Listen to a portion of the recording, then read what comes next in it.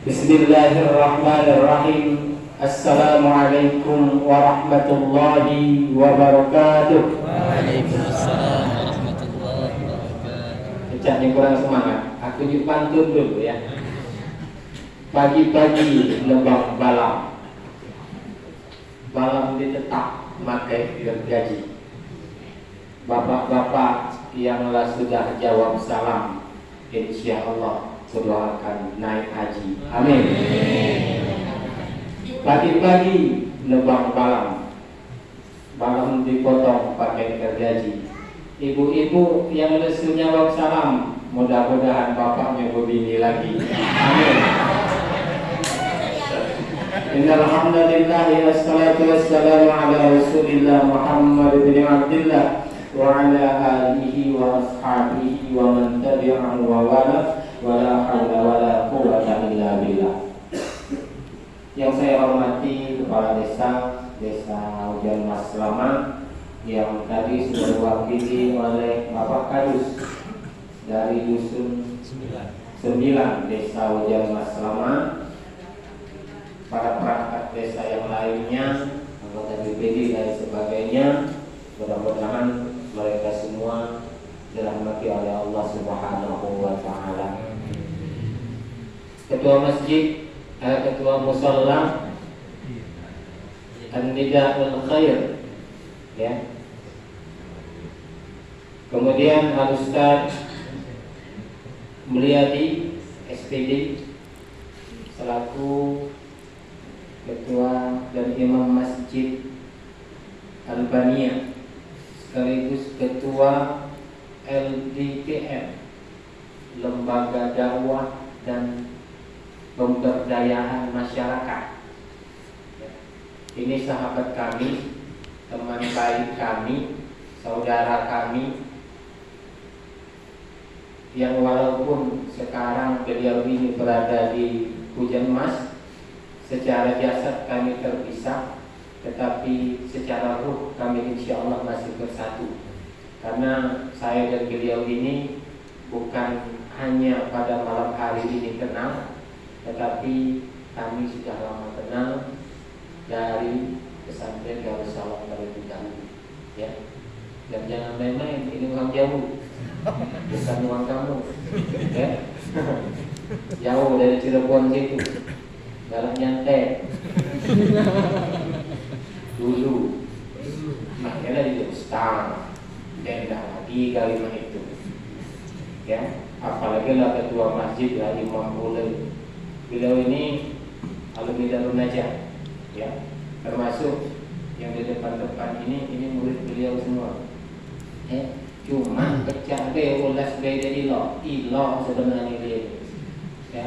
Oleh Mulyadi, mudah-mudahan beliau istiqamah di jalan ini ya, dan mudah-mudahan kita semua yang hadir ini, baik itu masyarakat yang ada di sini maupun yang ada di Masjid Bania, itu akan selalu mendapatkan pencerahan dan akan selalu berbagi ilmu dengan beliau.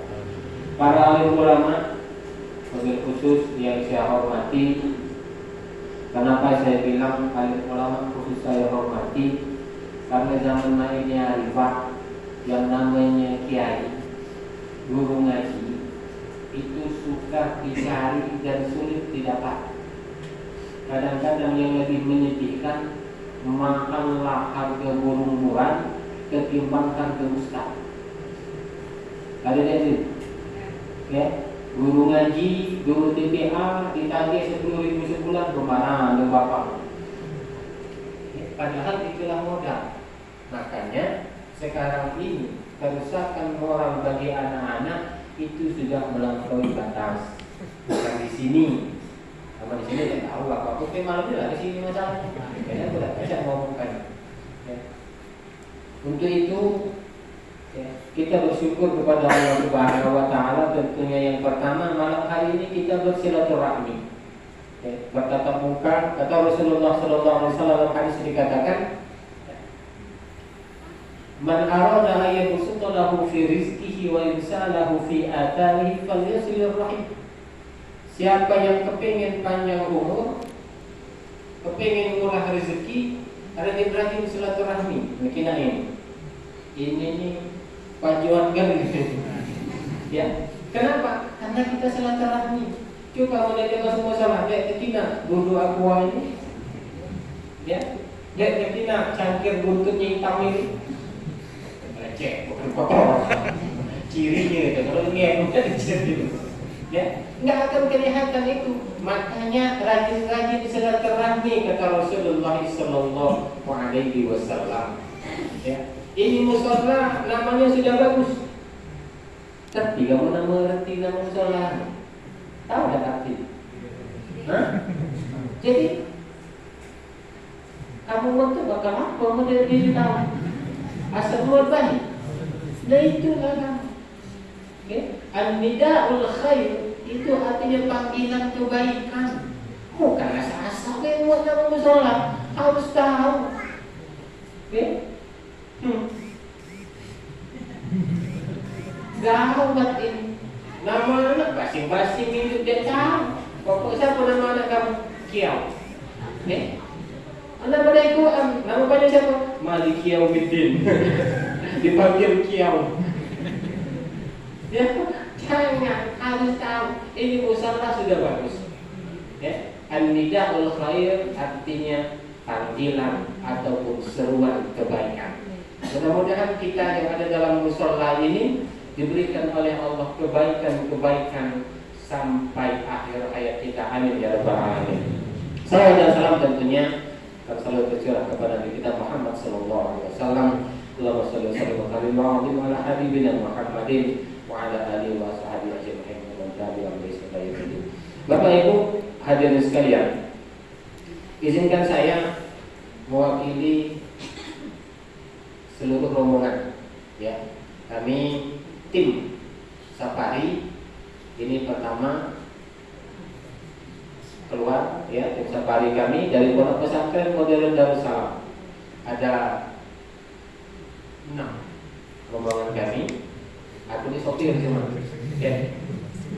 Saya sendiri selaku ketua rombongan. Nama saya Muhammad Amin. Ternyata ini loh nama aku. Kalau kamu kina ini, ya, satu Muhammad, kedua Amin. Setiap waktu, setiap saat orang pasti bersalawat. Allahumma shalli ala Muhammad wa ala ali Muhammad. Ya, ingat ketua masjid yang masa. Yang kedua Amin. Setiap orang sudah baca waladhdallin amin, dia nyanyi nama kades kamu disebut waladhdallin. Nama kades kamu Iwan, waladhdallin Iwanai, kamu ngaku ya main-main. Ya. Nah makanya nama saya alhamdulillah dikasih orang tua saya. Kemudian ada Ustadz Uas, bukan Ustadz Abu Somad, tapi Ustadz Ahmad Soleh. Ini, ya, uangnya kecil pendek.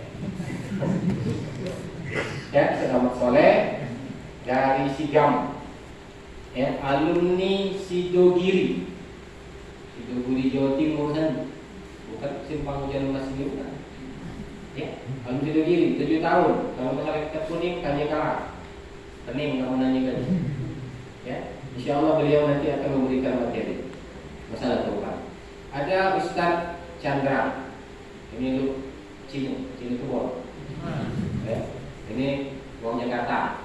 Bukan Jakarta-nya. Bukan Jakarta tujuh sini. Ya, bukan Jakarta, tapi beliau alhamdulillah sudah bergabung di pesantren kita. Kemudian ada Ustadz Billy Pratama MPD Al-Hafiz insyaallah. Tadi yang ngaji. Masih Quran tadi. Kemudian ada Ustadz Wasbirullah. Itu operator kita. Tukang tarik di kapal. Tarik kapal, kayak kaido, seratu, itu. Artinya apa? Setiap kita itu pasti ada kemampuan masing-masing. Ini Ustadz ini anak saya. Yang imam tadi itu anak saya. Jadi aku lalu bini, alhamdulillah bini aku betina. Serius, ya. Alhamdulillah saya sudah menikah. Istri saya orang Pagaralam. Ya, jadi aku tadinya saya lewat sini dan heran aku. Ustaz ada acara di sini mana hujan? pelaluan lagi, pas hujan masih. Saya baru pulang dari Pagarawan hari Senin tadi, ya. Ini anak saya yang paling tua, baru masuk kelas 2 aliyah sekarang ini, ya. Mudah-mudahan beliau istiqomah, ya, untuk selalu memberikan yang terbaik, ya. Karena hidup ini Pak, nggak ada yang kita harapkan. Hidup ini cuma riko dicari, si harto dua anak. Zaman sekarang ini, sedikit didik anak kita yang salah. Apalagi zaman daring, sedikit garing, ya. Tapi kalau alhamdulillah di pesantren itu tidak ada daring, kami tetap muka terus. Dan alhamdulillah tadi sudah diingatkan oleh Pak Kadus, ya, ikuti prokes, prokes, ya, protokol kesehatan kita. Sebelum pemerintah menerapkan protokol kesehatan itu di pesantren itu lalu dulu. Sebelum pemerintah menerapkan cuci tangan, menutup pakai masker, jaga jarak pesantren sudah. Ya, makanya satu-satunya pendidikan yang tidak menjalankan daring itu hanya pesantren. Kenapa? Karena kami diisolasi mandiri. Jangankan mau keluar, ya, ke depan gerbang saja nggak boleh. Jangankan mau dekat-dekat sama santriwati, botak pasti. Ya. Jangankan kita cuci tangan, tiap hari masuk masjid, ini tempat paling suci. Bukan hanya cuci tangan, ketika orang masuk masjid semua badan harus bersih, baik dari hadas kecil maupun hadas besar. Tentu baik keluar masjid. Artinya wajar kalau pesantren itu tidak kena imbas yang namanya daring. Pak, saya lebih kepada pendidikan. Nanti masalah kurban nanti dijelaskan oleh Ustaz Soleh. Ya. Sampai jam berapa tahan kamu? Masuk jam berapa? Tapi siap. Kamu balik. Kamu kami nggak balik malah ini. Makalah sudah dari tempat beliau. Inilah banyak mulai kaget lah. Kamu kan sampai siang lagi di sini. Kami balik. Tidak tahu. Artinya itu semangat luar biasa. Kenapa? Karena masyarakat sekarang ini Pak haus ilmu agama. Ya. Kadang-kadang kita sedih. Aku ini tiap hari cerita dengan orang santri. Kalau di dusun itu ada 3 kok yang baca Yasin, itu dia baca serempak. Ngapa? Nunggu tukang donasi kok itulah yang baca diandalkan. Ya. Lain dengan zaman dulu. Saya tidak tahu di sini mungkin masih banyak ada di Sri Bandung. Ada ya.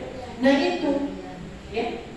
Dulu di masyarakat itu yang namanya mereka punya ilmu agama itu yang diangkat, bukan yang banyak harta. Zaman sekarang terbalik. Ya, dulu kalau anak itu nak laki, itu ditanya jangan lakiin. Lah berapa kali khatam Al-Quran? Dulu, mak ini hari bukan itu pertanyaan. Apa yang ditanya? Gak ada kali dulu. Daging babu, benar dah? Nah makanya Pak, yang maksud saya apa? Mari sekarang kita kembali kepada agama. Kami di sini ngajak, ya, ngajak kita semua. Kenapa? Karena kata Allah, fadzakir fa inna dzikra tanfa'ul mu'minin. Kita saling mengingat. Nah, ya, siapa lagi kalau bukan kita yang saling mengingatkan? Zaman sekarang ini nih. Coba kamu cek. Kira-kira dusun Hujan Mas Lamu ini rumah siapa lah yang akan ke HP? Pasti semua ada. Pasti semua bisa. Tetapi tolong cek dalam HP ini berapa sekolah yang ada aplikasi Al-Quran. Kan dunia kan dalam genggaman. Dunia dalam genggaman. Kamu nanya Amerika, cek ya Amerika. Terbuka kali Amerika, nggak dibucu mana baca. Dunia dalam genggaman. Tapi awas, ya. Ini bisa menyebabkan yang jauh menjadi dekat, sekaligus menjauhkan yang dekat menjadi jauh. Inailah kami. Kapan terkumpul adik-beradik, keluarga, itu bukan saling cerita, bukan. No. Benar? Nah itulah Pak yang perlu kita ubah ini. Ya. Yang perlu kita ubah itu tidak baca sekaligus merubah itu tidak baca. Kenapa? Karena mereka sudah diracuni dengan itu. Sudah banyak kejadian. Ya. Guru bunuh anak murid membunuh guru, anak bunuh orang tua. Kenapa? Karena ini lebih dari narkoba. Ya, lebih dari narkoba. Ya. Tapi kalau anak itu dimasukkan ke pesantren, maka mereka tidak kenal ini. Prinsip kami apa? Lebih baik kami menghancurkan hatimu nak, ketimbang kamu dihancurkan oleh hatimu. Bapak marah. Pak, kamu beli ke hati anak kamu harga 2 juta. Tidak, kejampak. Wah, pecah. Marah. Marah tak? Yang jujur marah kan? Tetapi kamu tak pernah mikir kalau HP ini akan merusak kehidupan anak kamu. Pernah tak kamu berpikir main? Ya? Anak hari-hari Pak dalam kamar nyuri HP deh. Kita tidak terkontrol. Aku dia menjinya di dalam ini. Maka dari itu dalam kesempatan ini, ya, kami selaku mewakili bukan pimpinan itu, jadi dia bukan pimpinan pesantren, bukan. Bukan, saya bukan pimpinan pesantren, tapi diamankan oleh pimpinan pesantren. Alhamdulillah, salam takzim dari beliau.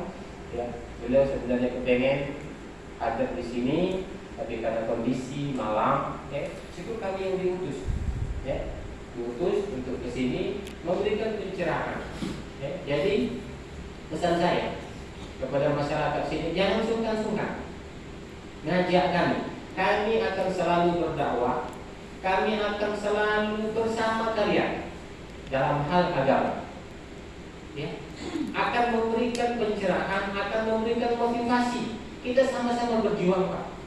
Ya, saya melihat di sini, ya, yang dekat dengan kalian, mari kita benahi anak-anak kita. Kenapa? Karena kalau bukan kita yang membenahi mereka, siapa lagi yang akan mendidik mereka? Ya. Jangan kalah oleh anak, Pak. Aku sedih sekarang ini, wong tua dikalah oleh anak. Ya. Kalau zaman kami dulu, ya, itu anak takut dengan bapak.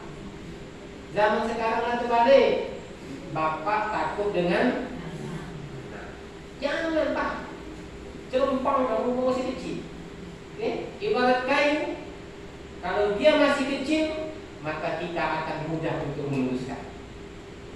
Tapi kalau dia sudah besar, kalau dia tidak lurus, kita paksakan meluruskannya, maka dia akan patah. Ingat, ya? Setiap kita adalah pemimpin, dan setiap kita diminta bertanggung jawab tentang apa yang kita pimpin. Ya, anak-anak kita, ya, keluarga kita, istri kita yang punya tanggung jawab. Maka dari itu, sekali lagi, ya, dalam kesempatan ini kami mengajak, ya, utamakan pendidikan agama daripada pendidikan yang lain. Ya. Bapak Ibu hadirin sekalian, nanti insya Allah materi kurban ini agak langka nih acara nih Pak. Ya, agak langka. Kenapa langka? Biasanya undangan ceramah ini itu acara Maulid, Isra Mi'raj, ya, kemudian tahun baru Hijriah, itulah yang kalau nuzul Quran itu. Tapi kalau acara menyambut hari raya Idul Adha ini agak langka. Tetapi inilah yang sebenarnya yang diharapkan. Kita kan nggak tahu mana yang berkorban itu. Uang yang mati itu bolehlah dikorban. Kan banyak kita ini. Ayo berkorban ke bapak aku lah, mati bapak itu baru dikorban. Itu jadi korban. Boleh tidak? Nanti silahkan ditanyakan. Untuk pencerahan kita agar perbuatan kita ini benar. Selama ini bukannya salah, mungkin kurang tepat. Jangan mudah-mudahan nyala tuh. Kenapa? Karena sekarang namanya aliran lah. Oke? Ada aliran Salafi. Oke? Ada aliran Jamaah Tabligh. Ada aliran Ahmadiyah. Banyak. Hati-hati. Kali ini orang tua itu jangan tegukkan. Biji buang ke, kulit buang ke, ambil kaki nilai. Kalau sama, kamu terbang jalan, mabuk kamu. Ya, itu pesan saya. Kenapa? Karena dia berhadapan dengan orang-orang itu besar. Ini resah ada aku. Anak aku tuh tidak galak lagi minum tangan aku. Ini bukan cerita bohong, saya kasih tahu. Ngapo? Katanya fitnah. Yang perlu disembah itu cuma Allah Subhanahu wa Ta'ala. Nah, yaitu inilah. Tidak galak lagi menyiapkan sembahnya. Ngapo? Yang wajib disembah dan disujud itu hanya Allah Subhanahu wa Ta'ala. Itu kan itu.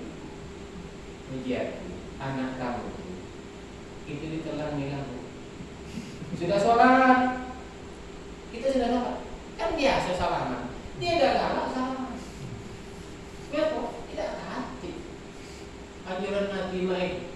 Tidak hati untuk sholat itu salaman terus. Benar. Tapi ingat, ma'min musliman yaltaqiyani wa yatasafahani illa mufirullah min dambi qabla ayat tafarraqah.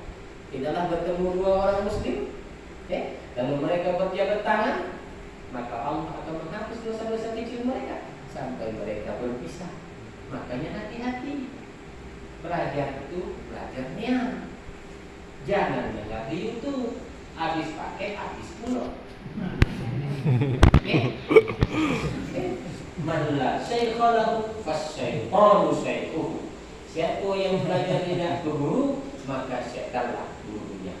Untuk itu, kalau kesempatan ini mungkin dari aku cukup 8:30. Materi beliau 3 jam. Mungkin kamu sampai siang. Bukan ya, betul ngomongnya. Mudah-mudahan nanti materi masalah kerubahan saya oleh Ustaz. Sekali lagi kami atas nama tim Safari dari Pondok Pesantren Modern Darussalam mengucapkan pertama ribuan terima kasih atas sambutannya. Mudah-mudahan kita selalu dilindungi oleh Allah Subhanahu wa Ta'ala. Yang kedua, kalaupun dalam gerak-gerik kami, tingkah laku kami ada kesalahan, tolong dimaafkan. Dan yang ketiga, jangan sungkan-sungkan untuk mengundang kami, untuk sama-sama kita bergabung, kalau ada sumur di mana, mulailah kita menumpang mandi. Mudah-mudahan kita semua yang ada ini berumur panjang. Insya Allah kita akan berjumpa lagi. Usikum wa nafsi bitaqwallah. Setelah ini nanti akan dilangsungkan oleh Ustaz Ahmad Soleh. Dari saya sekian. Wafaqanallahu wa iyyakum. Assalamualaikum warahmatullahi wabarakatuh. Waalaikumsalam warahmatullahi wabarakatuh.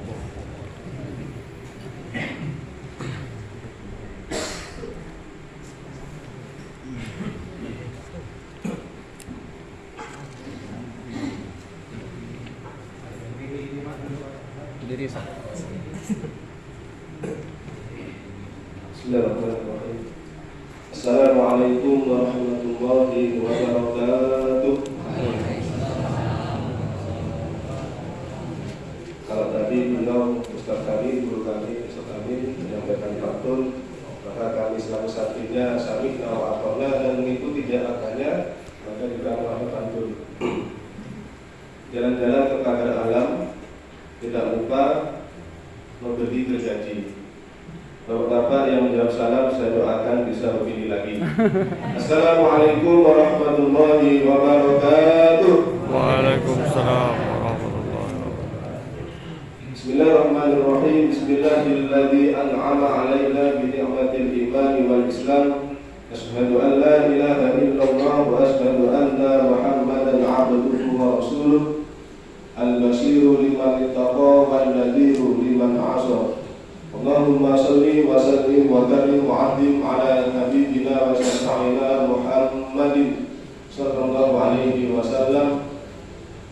Subhanaka la ilma lana illa ma 'allamtana innaka antal alimul hakim. Rabbi shrah li sadri wa yassir li amri wahlul 'uqdatam min lisani yafqahu qawli, amma ba'du.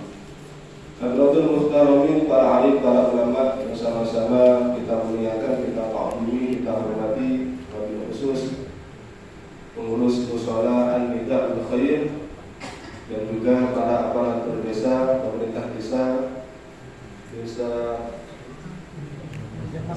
Hujan Mas Lama, berarti sudah lama ya. Yang penting jangan sampai ada istri yang baru ya. Cukup desa yang lama, tapi jangan sampai ada istri yang di Padat Karya. Dan juga para hadirin, KFC itu kan ibu-ibu, bapak-bapak yang sempat hadir pada malam hari ini, wabil khusus Ustadz yang mirip Mulyadi KFC itu. selaku pimpinan Imam Masjid Di sana. Al-Baniyah. Di sana. Yang sama-sama kita muliakan kata ini seluruh hadirin wal hadirat rahimakumullah. Tidak ada kata yang pantas kita ucapkan pada malam hari ini melainkan kata syukur kita kepada Allah Subhanahu wa taala. Kenapa? Karena di antara kita yang malam ini mungkin sedang menikmati kenikmatan yang tidak semestinya mereka lakukan. Ada di antara mereka saat ini berleha-leha atau bersantai-santai dengan cara menikmati dunia. Ada di antara mereka bermain HP. Ada yang mereka melakukan dengan cara menonton TV. Tapi di sini kita berkumpul dalam acara menuntut ilmu. Insya Allah pertemuan kita malam ini menjadi barokah dan menjadi perantara kita nantinya bisa berkumpul di surga Allah Subhanahu wa taala. Selanjutnya salam beserta salam tidak lupa kita haturkan, kita sanjungkan kepada Nabi besar Muhammad sallallahu alaihi wasallam. Mudah-mudahan kita semua yang hadir di sini diakui sebagai umatnya dan nantinya kita semua mendapatkan syafaatul utsma di yaumil qiyamah. Dan amin ya rabbal alamin. Di sini semestinya kami tidak pantas Pak untuk bicara masalah kurban. Karena jujur pribadi untuk masalah kurban belum begitu memahami secara mendetail. Yang lebih paham itu adalah Ustaz Amin. Beliau ini sudah banyak membunuh, ya, banyak membunuh. Hampir setiap tahun beliau pasti membunuh, ya. Tapi membunuh kurban, bukan membunuh orang. Cuma kami di sini karena sebagai santrinya diberi amanah, karena santri tidak ada kata menolak ketika guru memerintahkan. Jadi kami selaku santri ya ikuti apa kata guru kami. Sebelum kami mulai materi, alangkah baiknya kami perkenalan diri. Ya, kalau tadi sudah diperkenalkan, kayaknya kurang puas. Karena beliau yang memperkenalkan. Jadi nama kami Ahmad Soleh. Ya, kalau tadi Muhammad Amin selalu disebut di setiap waktu. Kalau saya Ahmad Soleh, tidak jauh beda, sama-sama ada keindahannya. Ahmad itu artinya yang lebih dipuji. Soleh berarti orang yang soleh. Mudah-mudahan tidak cuma namanya, tapi juga orang yang menjadi orang yang soleh. Amin. Makanya kalau bapak ibu pengen punya anak yang soleh, maka nikahkanlah kepada orang yang namanya Ahmad Soleh. Kenapa? Kebanyakan orang ketika sudah punya anak, misalnya anak siapa? Anaknya si soleh, berarti anak yang soleh. Kami pribadi belum menikah, jujur ya, belum menikah. Tapi kalau ditanya kapan menikah, secepatnya. Doakan saja mudah-mudahan secepatnya menikah. Amin ya rabbal alamin. Tapi di sini kami tidak sendirian, maksudnya jumlahnya tidak sendirian. Kami di sini membawa rombongan dari Pondok Pesantren Darussalam berjumlah 6 orang, 1 yang sudah laku, sisanya belum laku. Jadi kalau punya anak Bu yang ingin mendapatkan anak yang solihah, maka daftarkanlah mencari suami. Bukan promosi Bu ya, tapi informasi. Kawan. Kami dulu mondok di Pondok Pesantren Modern Darussalam di Rabu Mulid selama 3 tahun. Alhamdulillah setelah lulus dari sana mendapatkan beasiswa karena kami termasuk orang yang tidak mampu. Dan alhamdulillah mendapatkan beasiswa untuk meneruskan pondok di pondok pesantren Sidogiri yang bertempat di Jawa Timur, Pasuruan. Kurang lebih umurnya sudah 284 tahun. Jadi sebelum Indonesia merdeka, pondok Sidogiri sudah ada. Maka jangan sampai kita yang punya anak mondok di pondok pesantren jangan kecil hati. Ada di antara kita yang ketika anaknya mondok di pondok pesantren, tapi orang tuanya malah kecil hati. Nanti ketika pulang menjadi apa? Ketika lulus menjadi apa? Kerja di mana? Itu semestinya nggak perlu dipikirkan. Kenapa? Karena para ustadz, ya, kalau ditanya hidupnya luar biasa. Ya. Kami ini para ustadz sangat luar biasa. Kenapa? Meskipun gaji dari pondok nggak seberapa, tapi barokahnya yang luar biasa.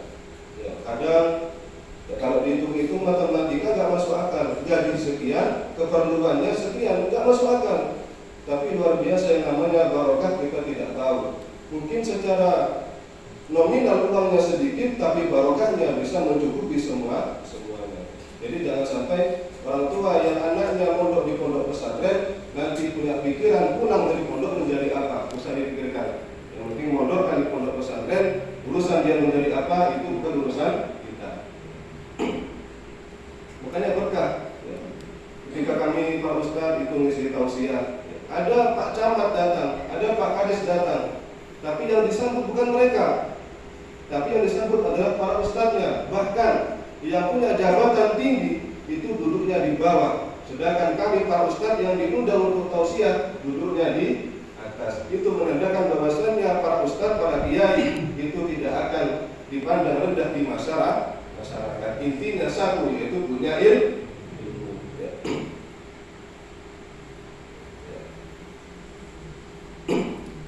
Sudah itu saja. Langsung kita ke materi. Kira-kira satu berapa jam ini Pak? Hah? Sampai subuh? Ya, sudah, saya layani ya. Jadi siapkan penginapan di hotel nanti. Dalam istilah penyembelihan itu ada namanya ad-dzabihah, penyembelihan. Ada namanya al-aqiqah, ada namanya al-udhiyah. Kalau al-aqiqah berarti akikah, menyembelih hewan di hari ke-7 ketika anak melahirkan, ketika anak dilahirkan, diberi nama, kemudian disembelihkan yang namanya. Kalau laki-laki 2 kambing, kalau perempuan 1 kambing. Nah, dalam ini kita akan membahas masalah yang kedua, yaitu al-udhiyah. Al-udhiyah itu adalah sebuah nama hewan ternak yang disembelih di hari raya Idul Adha dan hari-hari tasyrik, semata-mata hanya mendekatkan diri kepada Allah Subhanahu wa Ta'ala. Sebelum ke sana, jadi ini Pak, yang Bapak pegang kertas itu kami ambil daripada kitab-kitab salafus shalih, kitab kuning. Ini bukan kami pribadi yang menulis, tapi kami menukil daripada kitab-kitab kuning karangan para ulama zaman dahulu. Ya.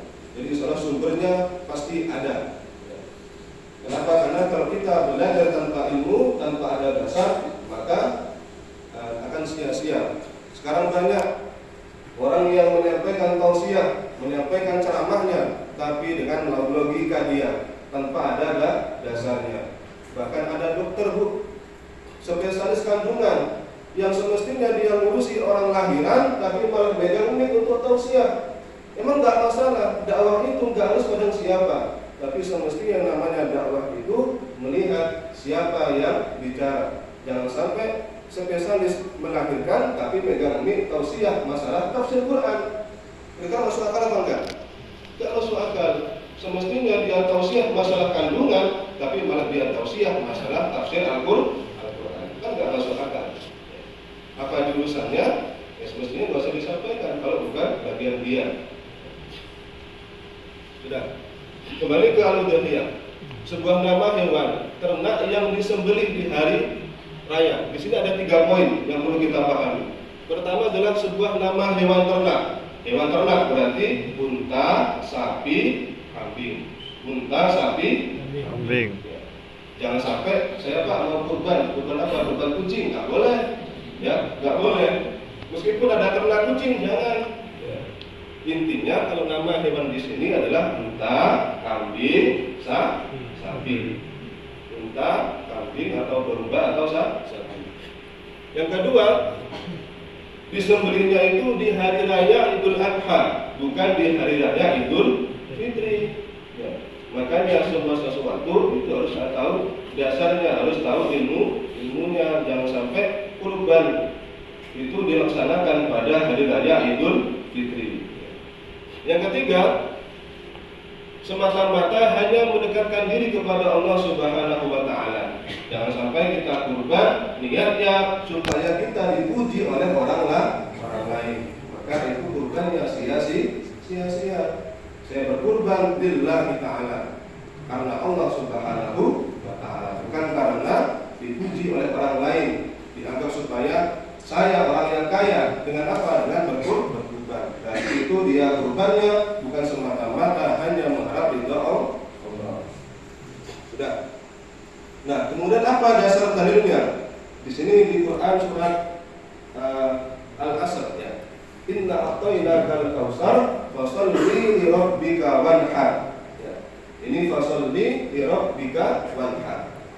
Dalam istilah ilmu tafsir, fasholli itu diartikan adalah sholatlah. Tapi di sini adalah sholat Idul Adha. Jangan sampai disalahpahami. Makanya dalam ilmu segala bidang ilmu jangan langsung diambil mentahnya. Karena zaman sekarang tadi itu sampaikan banyak golongan-golongan yang luar biasa mengatakan bahwasannya Al-Quran itu cukup dengan memaknai artinya saja tanpa memandang yang namanya tafsirnya atau ilmu balaghahnya atau lainnya. Gak paham kan? Makanya di pondok ya. Balaghah tahu nggak balaghah? Nggak tahu. Makanya kalau punya anak di pondok. Pondok mana? Sarel. Di mana Bu? Pramuli. Nah, fasholli, sholatlah. Di sana maksudnya adalah sholat Idul Adha. Li rabbika, hanya untuk menyembah kepada Tuhanmu. Wanhar, kemudian berkurbanlah. Nah, ini adalah dasarnya atau dalilnya berkurban. Sudah. Kemudian hukumnya berkurban adalah sunnah muakkad atas kifayah. Ya. Di sini sunnah muakkad berarti dikerjakan mendapat pahala, ditinggalkan tidak apa-apa. Tapi ada tulisannya. Ada kifayah, ya ada kifayah. Berarti kifayah di sini adalah apabila ada salah satu keluarga yang berkurban, maka mencukupi atas yang lainnya. Misal, bapak ibu punya keluarga 10 keluarga, 2 suami istri, anaknya 8 semisal. Ternyata bapaknya berkurban, maka yang keluarga 10 ini sudah tidak mendapatkan kesunahan berkurban. Paham Bu kira-kira? Itu maksudnya sunnah kifayah. Jika dikerjakan oleh satu orang, maka yang lainnya tidak usah mengerjakan. Itu maksudnya sunnah kifayah. Sama halnya ketika kita sholat jenazah atau merawat yang namanya jenazah, itu hukumnya fardu kifayah. Kalau ada satu orang yang sudah menyolati, mengkafani, menguburkan, maka yang lainnya itu gugur kewajibannya. Sama seperti ini. Kalau di keluarga punya 10 orang misalnya dalam keluarga, ketika ada satu orang yang berkurban, maka yang lainnya sudah hilang namanya kesunahan berkurban. Sudah. Ya, lanjut. Nah, kemudian syarat-syarat orang yang berkurban. Ya. Berarti orang yang mau berkurban. Pertama adalah Islam. Berarti kalau orang yang non-muslim, orang yang bukan muslim berarti tidak boleh berkurban sia-sia. Jangankan berkurban, sedekahnya sia-sia saja. Ya. Tidak mendapat pahala.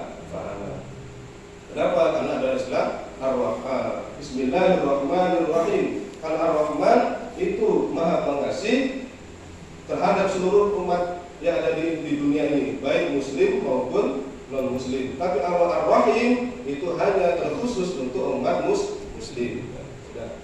Kemudian yang kedua adalah balik. Balik ini berarti sudah akil dewasa.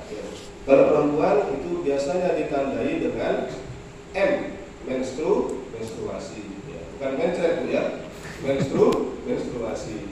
Nah kalau laki-laki itu baliknya biasanya ditandai dengan keluar mani atau mimpi basah. Tahu-tahu tidur sarungnya basah, tapi bukan ngompol karena ada keluar cairan, yaitu cairan mani kalau bahasa kitab ya.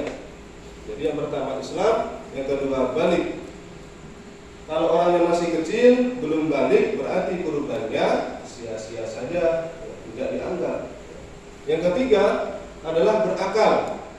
Berarti orang yang berkurban itu harus mempunyai akal, jangan sampai orang gila berkurban.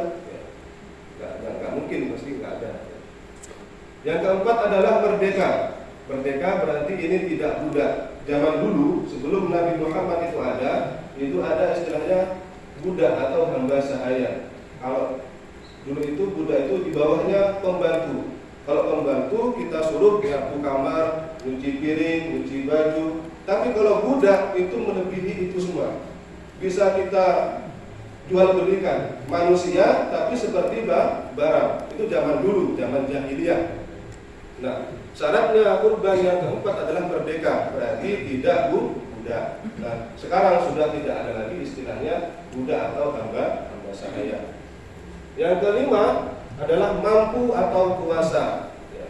Mampu di sini maksudnya jangan sampai kita mau kurban tapi jual rumah.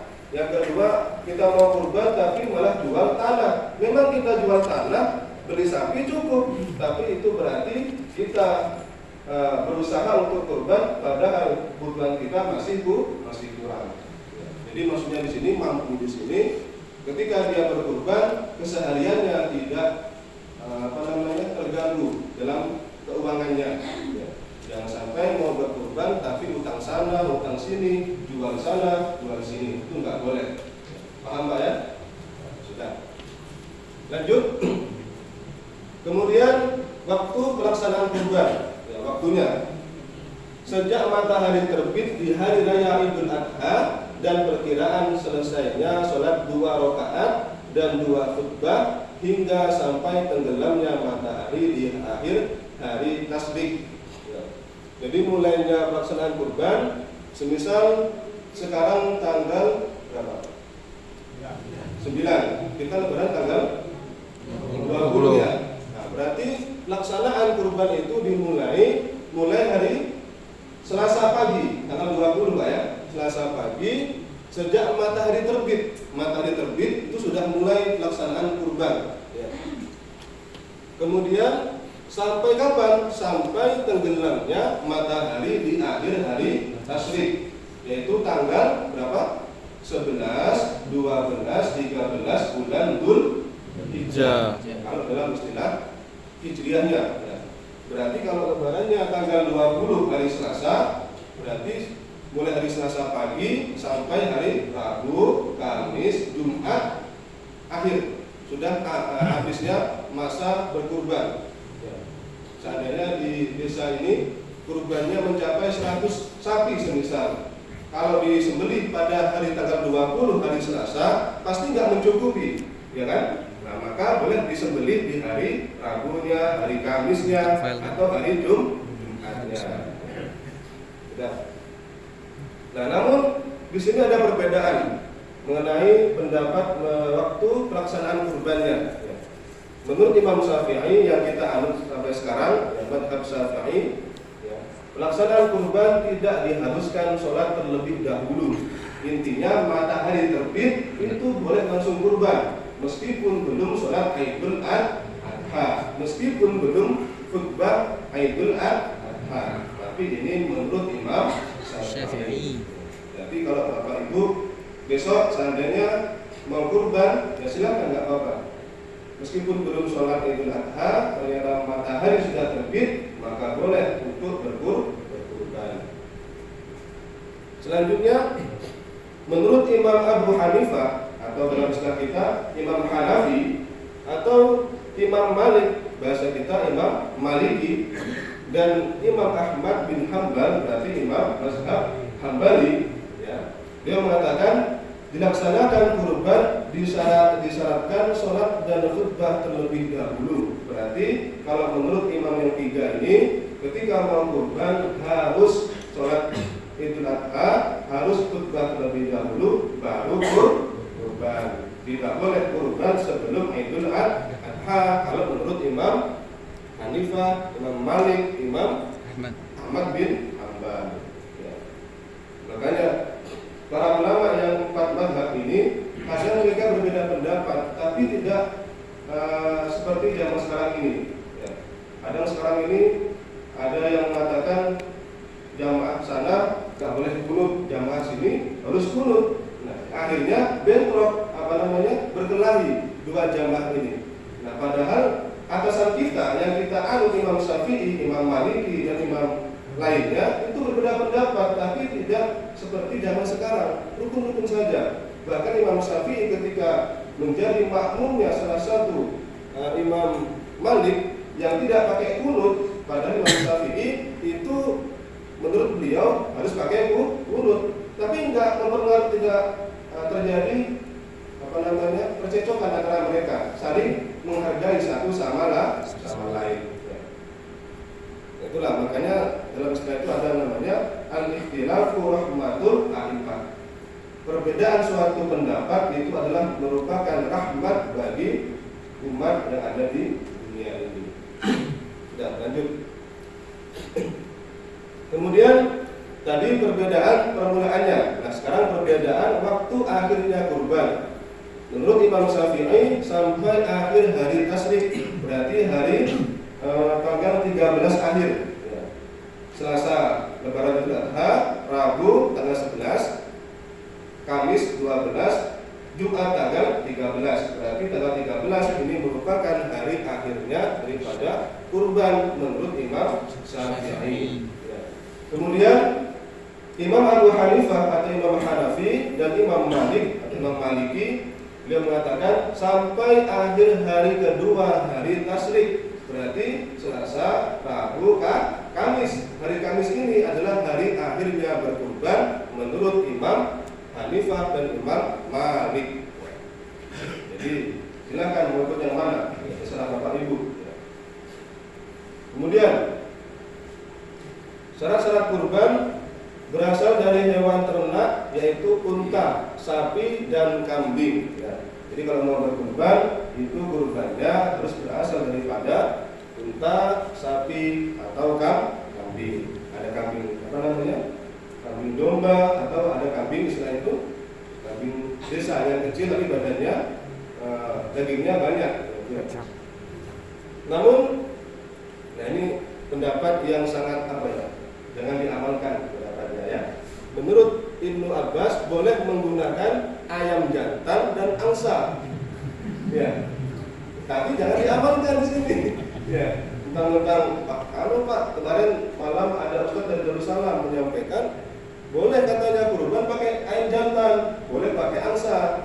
Ya, boleh, cuma kita lihat kondisi kita di sini. Karena nggak semua orang mengetahui bahwasanya Imam Ibnu Abbas itu memperbolehkan kurban menggunakan ayam dan menggunakan angsa. Ya, tapi jangan diamalkan. Takutnya ada pihak sana yang tak paham, akhirnya mengira kita jamaah baru lagi, ya kan? Ya. Jamaah baru. Sudah. Selanjutnya, Gawat. dilaksanakan pada hari raya Idul Adha dan hari tasyrik. Sedangkan kurban di malam hari hukumnya makruh jika tidak ada uzur dan tidak ada kemaslahatan. Jadi kalau mau berkurban diusahakan jangan malam hari. Kenapa? Karena hukumnya bisa makruh jika memang tidak ada uzur, tidak ada kemaslahatan yang saat itu dikerjakan. Ya. Kalau bisa pagi, siang, sore. Ya. Nggak selesai, besoknya lagi, masih ada hari kedua. Nggak selesai, besoknya lagi. Jadi harinya waktunya ada sampai hari terakhir daripada hari tasyrik kalau menurut Imam Syafi'i. Kemudian yang terakhir adalah mendekatkan diri kepada Allah Subhanahu wa taala. Kira-kira ada yang bertanyakan? Ya, kalau sambil bertanya silakan. Selesaikan bisa. selesaikan dulu tanya jawab. Selesaikan dulu ya. Yang maksud saya itu bertanya, saya mau minum maksudnya itu. Minum dulu. Nanti bertanya, nanti saya minum, kita jawab bersama-sama. Yang kurang paham mungkin. Ya, lanjut. Berarti boleh minum ini ya? Boleh. Boleh.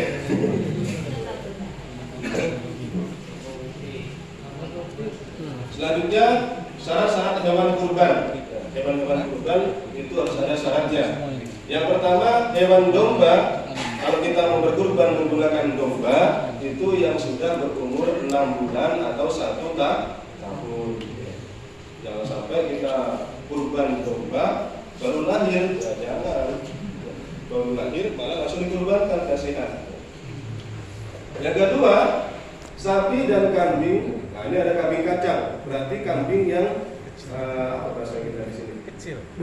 Kecil tapi badannya dagingnya banyak. Kambing yang bulunya agak terlalu tebal. Kambing kebiri atau kambing apa? Salah bahasa kita apa? Sapi dan kambing kacang yang mencapai 2 tahun. Kalau sapi berarti 2 tahun. Kemudian yang ketiga, kalau kita pakai unta, berarti untanya yang berumur 5 tahun. Cuma di Indonesia kayaknya jarang orang yang berkurban menggunakan unta. Kemudian niat ketika menyembelih. Nah, sudah. Jadi 5 ini adalah syaratnya hewan kurban. Oke, lanjut. Kemudian, nah ini ada gambar sapi, unta, dan kambing. Satu sapi itu bisa digunakan untuk 7 orang. Satu sapi sebesar bapak, istri, anak perempuan, laki-laki, adik, apa? Pokoknya 7 orang intinya ya. 7 orang itu bisa digunakan kalau kemudian beli kurban satu sapi. Kemudian satu unta bisa digunakan untuk 7 orang, sama seperti sapi. Kemudian satu kambing hanya untuk 1 orang. Satu kambing hanya untuk 1 orang. Lanjut. Nah, sekarang ada istilah cacat atau bahasa kita kekurangan dalam hewannya yang bisa membahayakan dalam berkurban. Berarti kalau kita berkurban jangan sampai memilih hewan yang seperti ini. Yang pertama adalah hewannya jangan sampai gila. Ya. Beli sapi tapi sapinya gila, beli kambing tapi kambingnya gila. Ya. Kemudian yang kedua, hewan yang mau dikurbankan jangan sampai berkudis. Kudis bu, penyakit kulit, ya kudis, kurang. Itu di pondok luar biasa. Ada kudis, kurang disiplin. Ya, ada kurang rapi. Tapi insyaallah kalau di pondok itu semua teratasi karena santri itu luar biasa. Yang namanya disiplin, yang namanya kerapian itu selalu dijaga. Jadi jangan sampai ibu bapak kalau cari hewan kurban yang berkudis. Kemudian buta, jangan sampai hewannya buta matanya, ya, bukan buta hatinya ya, yang penting matanya. Kemudian yang keempat adalah pincang. Apa bahasa ini? Bincang. Ya pincang ya. Nah, pincang. Pincang. Apa? Kencok. Selanjutnya jangan sampai beli hewan yang sedang sakit. Ya. Karena sekarang musim corona, beli sapi yang kena corona. Ya. Selanjutnya terlalu kurus. Ya. Usahakan kalau cari hewan, mau sapi, kambing ataupun unta, carilah hewan yang gemuk ya, karena itu bisa dagingnya banyak dan nanti yang dibagikan bisa rata. Makanya kami pribadi gemuk, alhamdulillah enak ya. Kalau cari suami juga cari yang gemuk, enak. Yang selanjutnya yang terakhir adalah jangan sampai membeli hewan yang terpotong telinganya, ya. Meskipun sebagiannya atau yang terlahir tanpa telinga atau sebagiannya. Jadi jangan sampai ada hewan ya kita beli ternyata kupingnya nggak ada, ya, itu nggak boleh, itu digunakan berkurban.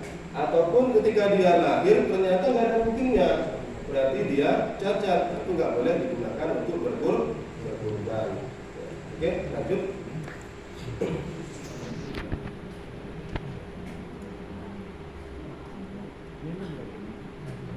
Kemudian syarat sahnya menyembelih hewan kurban. Nah ini masuk daripada syarat sahnya menyembelih hewan kurban. Yang pertama adalah orang yang menyembelih adalah orang muslim. Berarti jangan sampai ada orang non-muslim tadi malah menyembelih hewan kurban. Jangankan berkurban, hewan yang kita makan sehari-hari, semisal ayam ataupun angsa, kalau kita sembelih, tapi yang menyembelih itu orangnya bukan orang muslim, berarti orang non-muslim, maka sembelihannya itu hukumnya haram. Berarti intinya yang menyembelih adalah orang muslim. Karena dulu Pak, kami ketika tugas ngajar di daerah Bromo, Pasuruan, nah, itu kebanyakan di sana orang Hindu semua. Jadi mereka itu ketika menyembelih, ini jangan ditiru bahaya. Pak Ustadz, tolong ini ada pisau, dibacakan doa. Nanti yang menyembelih saya katanya, atau orang Hindu, itu nggak boleh. Kalau memang mau menyembelih, ya serahkan kepada orang Muslim. Jangan sampai pisaunya diserahkan ke orang Muslim, dibacakan doa, tapi yang menyembelih orang non Muslim, nggak berpengaruh. Ya. Jadi yang menyembelih dia orang Muslim, ya jangan sampai kayak tadi pisaunya dikasihkan, ya minta doanya orang Muslim. Nanti yang menyembelih orang non Muslim itu nggak boleh. Ya hukumnya tetap haram. Nah. Selanjutnya orang yang menyembelih bisa, ini bukan bias ya, bisa melihat, bukan melihat, bisa melihat. Berarti tidak buta orang yang menyembelih. Kalau ada orang yang buta menyembelih, khawatirnya bukan menyembelih leher, tapi menyembelih temannya yang sedang megang kakinya. Ya. Makanya harus orang yang bisa melihat. Selanjutnya, hewan yang disembelih adalah hewan yang bisa dimakan. Berarti unta, sapi, kemudian kambing. Hewan yang disembelih masih hidup. Nomor dua. Kurban, tapi hewannya sudah mati. Nah, boleh ya. Namanya kurban, tapi hewannya masih hidup. Kemudian alat yang digunakan adalah alat yang tajam dan terbuat dari besi, bukan alat dari tulang atau kuku. Dari parang atau golok atau samurai, terserah ya. Yang penting dari bahan yang tajam terbuat dari besi, bukan dari kuku ataupun dari tulang. Jangan sampai kita membeli kurban tapi menggunakan tulang, tak boleh. Meskipun tajam, tidak boleh ya. Atau menggunakan kuku, tak boleh. Selanjutnya, nah sekarang kesunahan ketika menyembelih. Kesunahannya berarti dikerjakan, silakan, tidak dikerjakan tidak apa-apa. Yang namanya sunnah ketika menyembelih. Yang pertama adalah membaca basmalah, Bismillahirrahmanirrahim. Itu ketika menyembelih baca Bismillah. Kemudian membaca sholawat, Allahumma sholli ala Muhammad wa ala ali sayyidina Muhammad. Ini sunnahnya. Selanjutnya menghadap kiblat.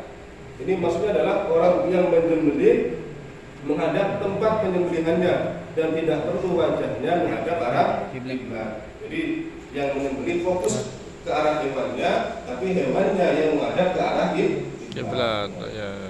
Jangan sampai badannya arah kiblat, tapi ini tidak kelihatan. Jadi cukuplah hewannya yang menghadap kiblat, sedangkan kita yang menyembelih fokus kepada hewan yang kita sembelih. Kemudian takbir sebelum basmalah dan setelah basmalah. Allahu akbar, Allahu akbar, Allahu akbar. La ilaha illallah, wallahu akbar. Allahu akbar walillahil hamd. Itu dibaca sebelum basmalah dan setelahnya basmalah. Sunnahnya ya, ketika berkurban. Yang terakhir adalah membaca doa. Allahumma hadihi minka wa ilaika fataqabbal ay hadihil udhiyatu ni'matun minka alayya. Ini kalau yang menyembelih dia yang berkurban.